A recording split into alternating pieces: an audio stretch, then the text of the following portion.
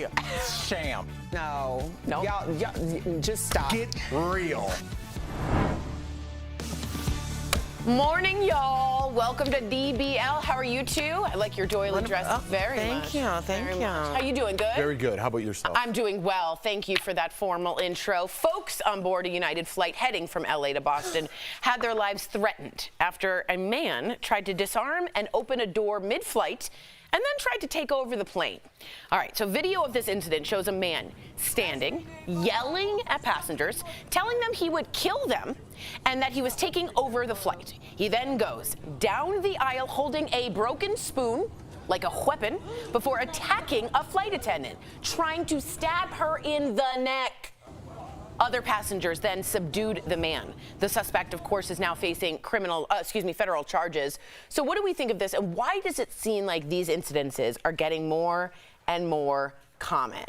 That was terrifying. I don't know if they're getting more and more common. We've never seen a person attack someone kind of like the 9/11 takeover. And I never thought that would be able to happen. I thought that video was very calm. I thought people weren't moving as quickly as they should, and it was way less violent. If I had been on that plane, it'd be a different video. There's some kind of sickness in me. I probably shouldn't even say this out loud. But to give me free reign that nothing will happen to me in response to this man walking down the aisle and walking past a seat that me and my children and my wife are sitting in, that man there would be bad things happening on that plane if I were on there. And I'm surprised more people don't think that way, and he got as far as he did with a plastic spoon. I agree with you. Sorry, that was a little aggressive. No, but after 9/11, anyone standing up, people were like shocked by. At this point, he was already walking up before people were even there. I agree with you. What do you think about it, Erica? And had already tampered with the door. Yeah. Which And my threatened to question kill us. is, what was going on when he was tampering with the door? Was no one else around to see him tampering with the door? Right. I'm very confused by this, but I agree with Jeff. I'm very surprised that this didn't end up in a much more volatile situation. Yeah, when it comes to like people like Jeff, people like my husband, I could see. Even me, like, you know me. Yeah, I would intervene. I'd be like, yo, organize. I need the biggest guys right now. Like, that's insane. I would. Yeah, I would punch the guy squarely in the face and Tori would be like, everybody organize. This is a little different than a medical emergency. You're right, This is like, you know, I'm shocked. Yeah, I'm really I am, shocked. to be honest with you. Like, he was truly touched by an angel that day, because anybody could have done anything. I can't believe he got that far. Yeah, I really can't can't. believe that either. All right, as we mentioned, it seemed like every day there's another story about safety issues on airplanes, from mid-air attacks to severe turbulence and more close calls between planes, including this one. Check it out. A United Airlines plane being towed on the tarmac clipped wings with another aircraft at Boston's Logan Airport. Just last week, something similar happened at the same airport. So what's going on that's causing all of these safety issues, and what should be done? The Today Show interviewed my dream man, retired pilot. I'm serious. I have such a crush on this man, Captain Sully. Here's what Sully had to say. As good as a job as we've done in this complex system, there's always improvements that can be made, and we still have work to do. Two things that stand out for me right now that are long-term issues, but we need to work on, is the FAA and our other critically important infrastructure needs to be able to get from Congress predictable, long-term, multi-year funding, so that we're not doing Band-Aids, where we take a long-term approach. And we need to have FAA administrators who are confirmed and not a series of acting administrators. Interesting. So the FAA has set a safety summit for next week. But does all of this make you nervous about flying? We discussed this a little bit earlier. What are you guys thinking about? Yeah, I think, you know, this is just a far more serious situation, because obviously there's a lot of lives in danger when people are making these types of mistakes. But in terms of what he's saying on the greater picture, I think a lot of people are understanding this from a productivity level in the workplace. You weren't performing as a team for 2 years. You weren't doing the same things that you had muscle memory for before. And now you're going back into the workplace and starting as if you didn't have a 2-year hiatus. The difference is you know, between working at like maybe a restaurant, which would still be very important, but then like flying planes, which are two different things. And I think when you're looking at the idea of people coming back into the workplace after that hiatus, yeah, there's probably a lot of industries that are suffering in this way and lives are in danger. What do you think? Kind of rusty. Everyone's a little bit rusty from COVID, yeah. I think people, remember like back in the day, people would like take pride in like, hey, I'm a plumber, my dad was a plumber, and I got my own business, and they would take pride in what they've done. No matter what, even if they were a garbage man for the city of Chicago, they had pride in it, right? I worked here for 40 years, I have pride in the city. I feel like there isn't really that anymore. Like everyone's wanting to move up that ladder way too quickly, and I just feel like there's just a lack of pride. Pride in the work. You know what I mean? In what you're doing, actually. And I don't know if that correlates to what happened here. This might have just been an accident. But I don't see that as much anymore. People are always, the grass is always greener. Someone in my job is why I'm not where I'm supposed to be. And there's no like, hey, I'm going to do this and just go for the best I can. Which I understand. You know, when I was in Denver for the Southwest fiasco, the Denver ramp agents, it was the coldest day we've had in years. And they, like, a lot of them just walked off the job, which is why our bags went to Denver, LA, and Chicago, because no one was there. And everyone was like, God, I can't believe they didn't stick around and all that. But there's a lot of indignities that I think at work are not being treated. So if you aren't going to treat me with any respect, why should I take pride in this work when I'm not getting paid, I'm not getting the right breaks, I'm not getting the right fair treatment, which I think a lot of people feel with that minimum wage not moving. I think it's a lot of excuses in my book. That's just me. That's how I was raised. I think it's a lot of excuses. People saying, yeah, you know what? I would be somewhere else if it wasn't for that guy over there or that girl's holding me down. It's like, take pride in what you're doing. Don't worry about what other people are doing. I think the mentality is more the way you think now and not so much the old school way of like, I'm going to handle my business. I don't need a shorter work week. I'm going to put in 40 hours and go spend time with my family and be a man and handle my business. That's my kind of mentality of work, right? Nowadays, I feel like your mentality is, I need shorter hours. We need a shorter work week, and the reason why I'm not where I'm at is someone else's fault, not my own. Well, I think that there's a middle ground here. For sure. When we talked about, you know, especially in the height of the pandemic, what a lot of employers were finding is that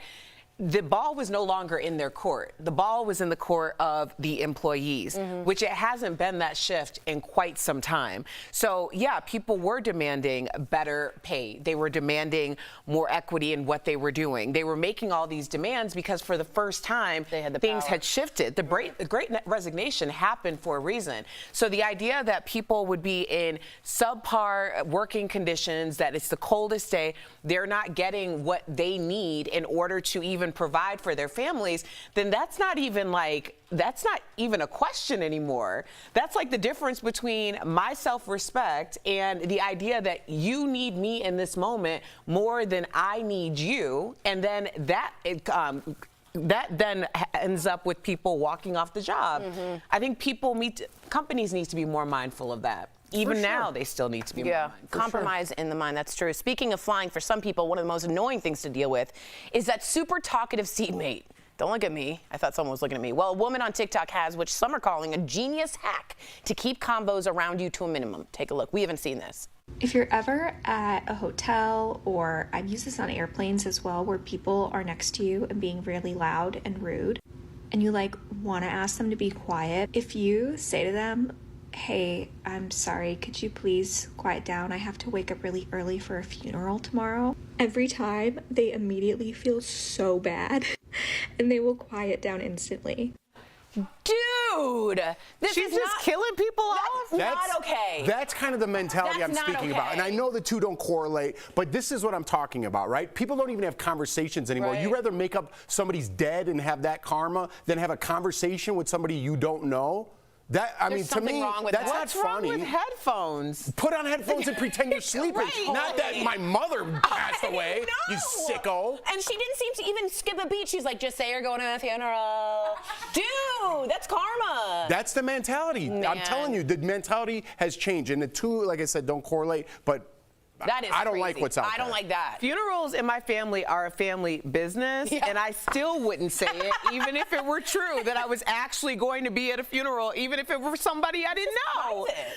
That's crazy. That's crazy. TikTok, you're too old for us. I mean, too young. Whatever. Coming up on DBL, 2 of the 4 Americans switching gears clearly who were kidnapped in Mexico. We have an update. 2 of them have been found dead. We're going to tell you if this was a case of mistaken identity, and our interview with Ghostbusters legend Ernie Hudson. Will he be making an appearance in the sequel?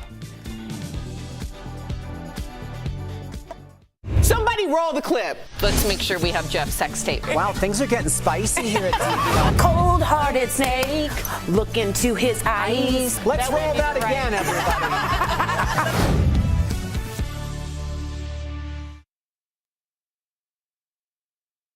I cannot believe she said the funeral. Yeah, so later in the show, you guys, please write us in. Caroline's producing. Tell us what you wish had never been invented.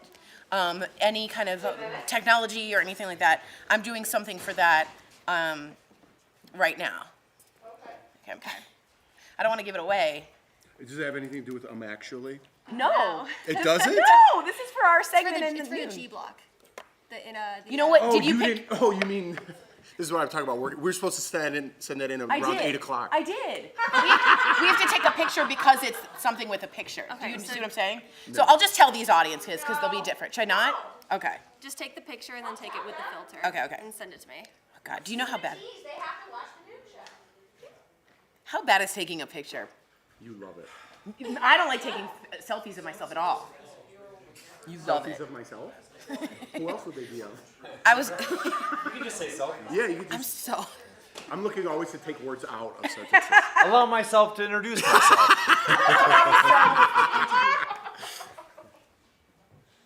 Wow. You look like Chandler trying to smile. I can't do a real smile. And when it's off, when it's a moving camera, I'm great. But when it's still, I'm always like, Great. yeah. I think I'm great. Anywho, Ernie Hudson. Put the pat on the back. I just saw Brooks as what do you call it, 4 years old, 5 years old, wearing a proton pack, and he was going up to the old pictures in his house, and he was stealing the ghosts from the paintings. You know what I mean? As a Ghostbuster. You don't know it, but kids had proton packs, and they were busting ghosts, and he had them in the old.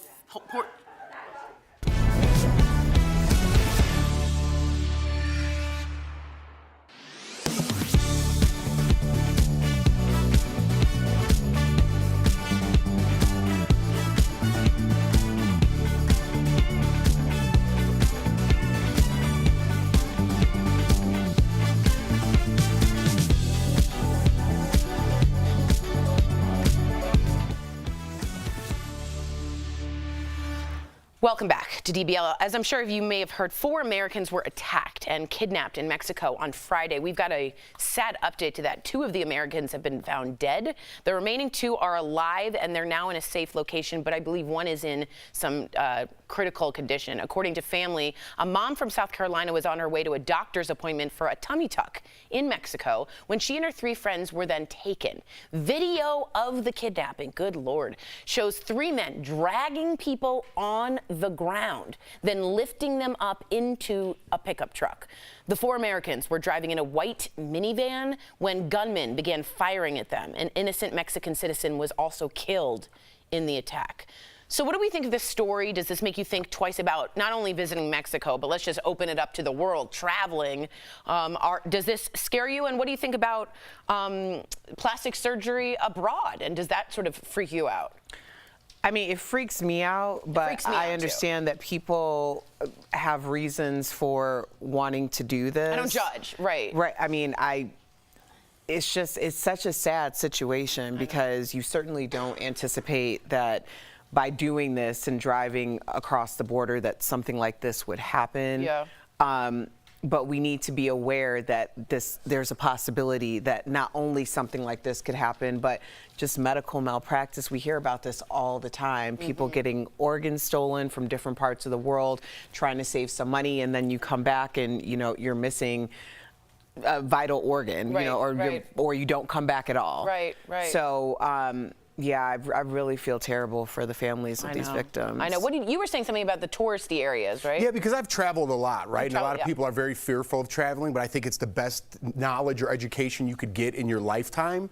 And I think people are fearful of that. But if you stay like in the typical, like you go to any country and stay where the touristism, where the tourists go, you're usually safe. Right. You know, that's when you start getting off the path, when you're seeing doctors that aren't on, you know, that aren't at the resort or whatever, that's when you're going to get into trouble. And to do something like that, I understand, you know, finances come into play here, but like every show that you've seen, every doctor we've talked to, don't do that. Don't do that. Don't do that, right? I'm going to Mexico for my 10th anniversary in October, and there have been some warnings, and it does sort of make you question, but I think I'll just keep If you travel the right way and go to certain places, and again, this is like a luxury, right? But if you usually got someone picking you up from the airport, they know exactly where to take you to the resort. They don't want anything happening on their property because that's going to affect their money coming in. And when you have to deal with people's money, we always say, if it hits them in the pockets, it's really going to hurt. They don't want anything to deal with hurting their tourism, right? Okay, yeah, that's true. All right. Well, I wish everyone well. We're hoping and praying for the safety of the other two people as well. We'll be right back.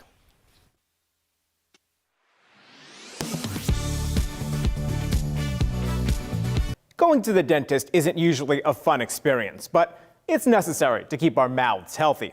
Some visits involve an X-ray, or 20. Verify viewer Jenny texted us to ask whether those X-rays could cause cancer. So Jenny, let's verify. Can dental X-rays increase your risk of getting cancer? Our sources are the American Dental Association, the Food and Drug Administration, a review of low-dose radiation risks published in the Journal of the National Cancer Institute, and the Centers for Disease Control and Prevention. Every day, we're exposed to a little bit of radiation. It occurs naturally from the sun overhead and the rocks and soil under our feet.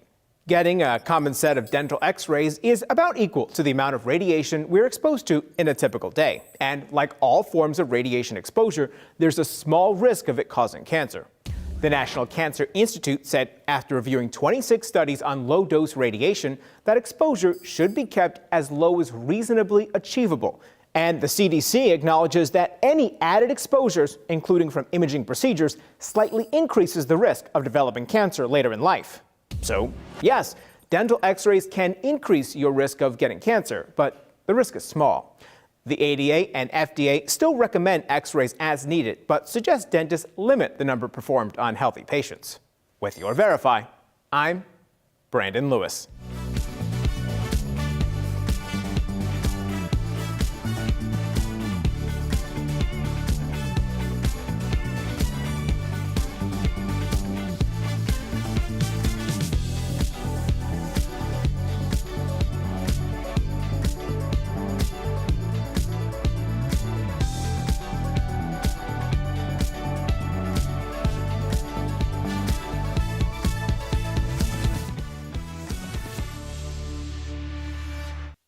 The game better than anybody. You gotta defend over here. You got to learn to build relationships. I'm new to all this. Yeah, can tell.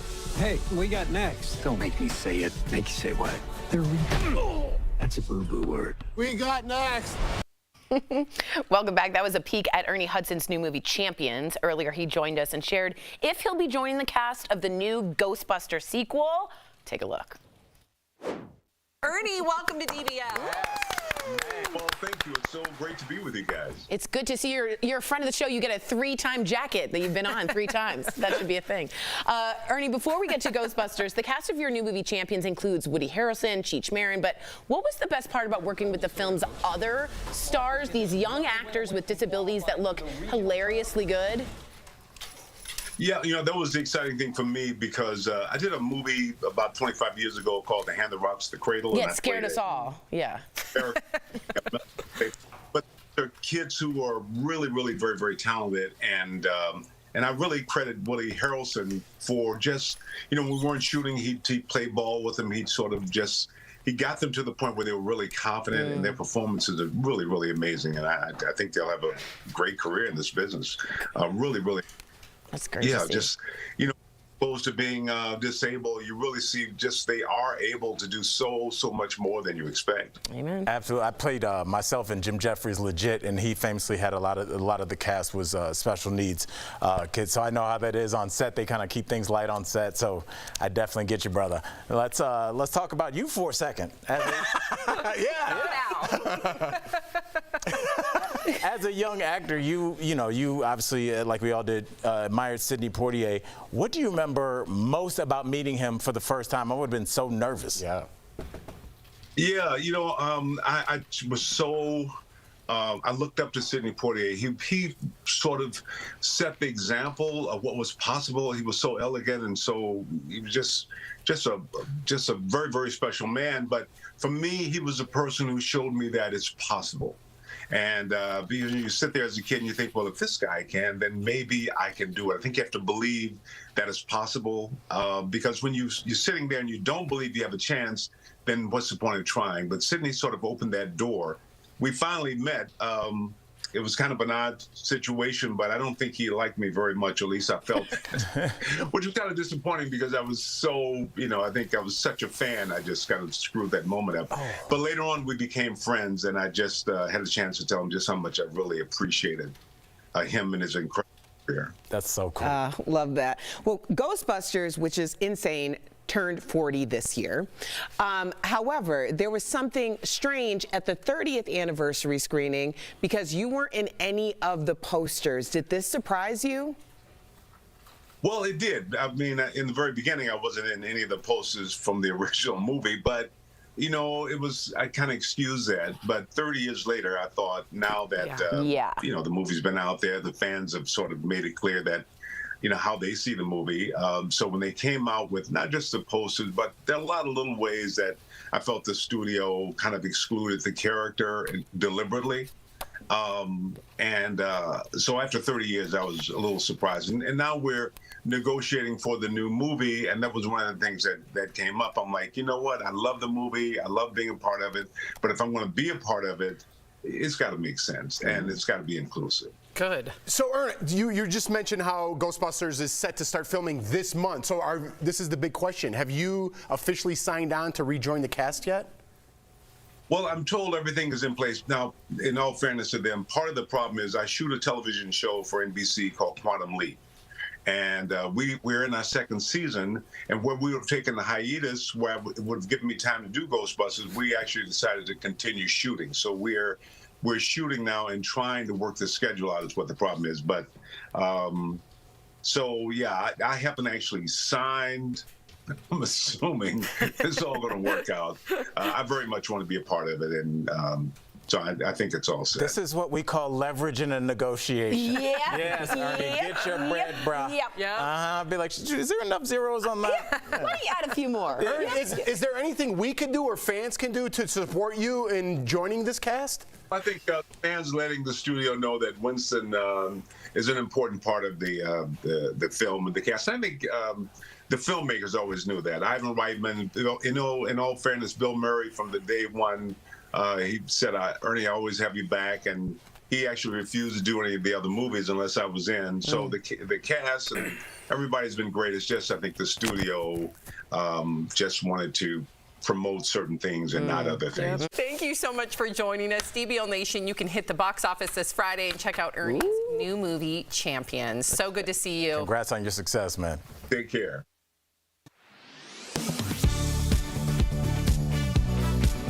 According to the American Cancer Society, cancer is the second most common cause of death in the U.S. after heart disease. And it seems like people younger and younger are getting diagnosed with cancer. So the question, are more individuals under the age of 50 being diagnosed with cancer? Let's verify. Our source is a study by research at Brigham and Women's Hospital, the CDC, and Dr. Sunil Kamath, medical oncologist with the Cleveland Clinic. A study by researchers at Brigham and Women's Hospital looked at 14 different types of cancers. They found starting in 1990, people under the age of 50 were being diagnosed with cancer more than ever before.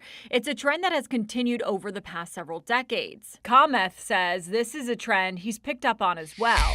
We see in clinic all the time. I think, when I look at my clinic schedule and I see who's coming in and I just kind of scan through, the ages on the list. That number has definitely been, 15, 20 years younger than it was in the past. The study found many factors can contribute to why more younger people are getting cancer. One may be because people are getting screened at a younger age. Researchers found lifestyle and obesity can also be a cause. According to the CDC, obesity rates have climbed over the last 60 years. In the 1960s, fewer than 14% of individuals had a body mass index of over 30, which is the threshold for obesity. In 2020, those figures were closer to 40%. So we can verify that, yes, more individuals under the age of 50 are being diagnosed with cancer. With your Verify, I'm Megan Bragg. Are you skeptical of headlines and what you see on social media? We are too. The Verify newsletter helps you distinguish between true and false information by answering your questions. It provides fast facts on trending topics, spotlights major stories, and even includes a daily fun fact for all those trivia buffs out there. Get Verify's fast facts delivered every weekday to your email inbox. Go to verifythis.com/email to check it out. Verify is here to tell you what's true and what's not. So are scammers sending texts impersonating Amazon? Let's verify with these sources. To start, the Federal Trade Commission is seeing a spike in reports in random text. It started last fall with people getting text messages looking like they're from well-known companies. The FTC says details vary, but warns scammers are after the same thing: your money and your personal information. We also know thieves have a history of pretending to be Amazon. According to the online retailer's website, the company initiated takedowns of more than 20,000 phishing websites and 10,000 scam numbers in 2022 alone. And we verified that texts like these, claiming a customer's account has been locked, is a common phishing tactic. So yes, we can verify scam texts impersonating Amazon are circulating once again. The FTC says the advice for unexpected texts like these is all the same. Don't click on the links. An Amazon spokesperson says your safest bet is to always contact the company directly through the Amazon app or website. And if you think you're being targeted by a scam, don't share any personal information and report it immediately. With your Fast Facts, I'm Liza Lucas.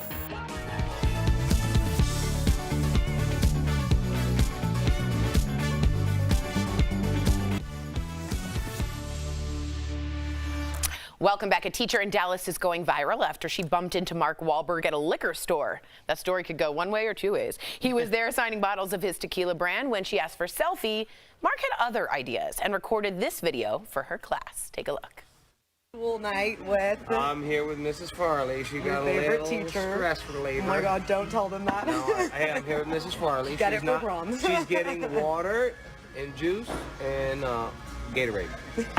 God bless you guys. Hey, stay in school. Can't wait to see you guys change the world. Let's go. I love that. Mark, don't you? Yeah, I love him, and I love when people do that in general, right? They just, I don't know, that made her life, or maybe her not class. her life, but her class. It's something cool, right, for her. And just so it takes 10 seconds out of his day. Marky Mark. You don't like that. You don't like that. Oh, no, Mark Wahlberg. Yes. Good for you. DBL's New Every Day. We'll see you same time, same place tomorrow.